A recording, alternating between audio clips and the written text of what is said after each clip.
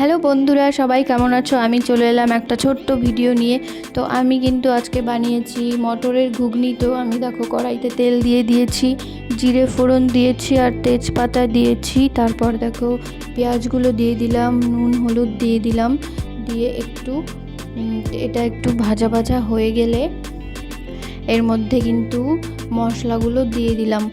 আমি কিন্তু মিক্সিতে আদা, রসুন, একটু টমেটো, তারপর জিরে দিয়ে কিন্তু আমি একসঙ্গে পেস্ট করে নিয়েছিলাম, সেটাই আমি দিয়ে দিলাম। তো আমার কিন্তু মশলাটা কষানো হয়ে গেছে। তো এরপরে দেখো একটু লঙ্কার গুঁড়ো দিয়ে দিলাম। তোমরা যেমন ঝাল খাবে তেমন দেবে। আমি জানি সবাই জানো ঘুগনি বানাতে, কিন্তু আমি এইভাবেই করি, সেটাই তোমাদেরকে শেয়ার করলাম। এরপর কিন্তু মটর আর আলু আমি ভেজে রেখেছিলাম, সেটা আমি দিয়ে দিলাম। তো তারপরে কষানো হয়ে গেলে কিন্তু আমি এর মধ্যে একটু গরম জল করে রেখেছিলাম, সেটা কিন্তু দিয়ে দিলাম। তারপরে দেখো ঘুগনিটা ভালো করে ফুটে গেলে এর মধ্যে কিন্তু একটু গরম মশলা দিয়ে তারপরে কিন্তু নামিয়ে নেবে। তো আমার ঘুগনিটা কিন্তু রেডি।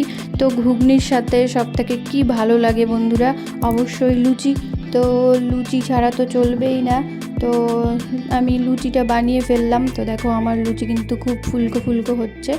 হ্যাঁ হ্যাঁ, জানি তোমাদেরও খেতে ইচ্ছে করছে। তো তাহলে চলে এসো আমাদের বাড়িতে। টাটা বন্ধুরা।